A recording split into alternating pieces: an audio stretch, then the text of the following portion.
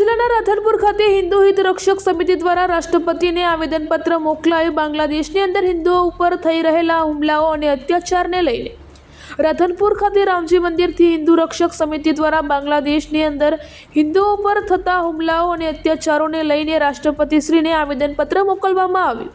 એક રેલી યોજી બાંગ્લાદેશની અંદર હિન્દુઓ ઉપર થતા અત્યાચાર અને હુમલાઓને લઈને યોગ્ય કાર્યવાહી કરવા માંગણી સાથે સાધુ સંતોની ઉપસ્થિતિની અંદર હિન્દુ હિત રક્ષક સમિતિ દ્વારા રાધનપુર ખાતે એક રેલી કાઢી આવેદનપત્ર આપવામાં આવ્યું, જેમાં મોટી સંખ્યામાં હિન્દુ સમાજના લોકો અને સાધુ સંતો જોડાયા હતા અને બાંગ્લાદેશની અંદર થતા હિન્દુઓ ઉપર હુમલાઓ અને અત્યાચારો રોકવા માટે યોગ્ય કાર્યવાહી કરવા માંગણી સાથે એક રેલી યોજી માંગણી કરતું આવેદનપત્ર મોકલવામાં આવ્યું.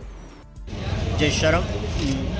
આજે હિન્દુ રક્ષા સમિતિ જે વિવિધ સંગઠનોથી બની અને રાધનપુર ખાતે આજે મામલતદાર કચેરીએ આવેદનપત્ર આપ્યું છે અને એ આવેદનપત્ર બાંગ્લાદેશમાં જે હિન્દુઓ ઉપર અત્યાચાર થયો છે અને જે બાંગ્લાદેશ સરકાર નિરપેક્ષરે જોઈ રહી છે એના માટે અમે એના સૂત્રોચ્ચારો પણ કર્યા અને એના વિરોધમાં અમે આજે આવેદનપત્ર આપ્યું છે. સાથે સાથે ભારતીય સરકારને પણ અમે નિવેદન કર્યું છે કે આમાં જે હિન્દુઓની સતત ચિંતા કરનાર જે સરકાર છે એ હજી પણ આમાં વધારે ચિંતા કરે અને જે બાંગ્લાદેશ સરકાર જે હિન્દુઓ ઉપર અત્યાચાર કરી રહી છે, ત્યાંના સાધુઓ ઉપર અત્યાચાર કરી રહ્યો છે, ત્યાંનો હિન્દુ જે પીડાઈ રહ્યો છે એના વિરુદ્ધમાં અમે બાંગ્લાદેશ સરકાર વિરુદ્ધમાં અમે આજે આવેદનપત્ર આપ્યું છે અને એમાં સૌ સાથે જોડે અને સંગઠનોએ. શું નામ છે તમારું? બટુક મહારાજ રામ સેવા આશ્રમ રજૂ કરે.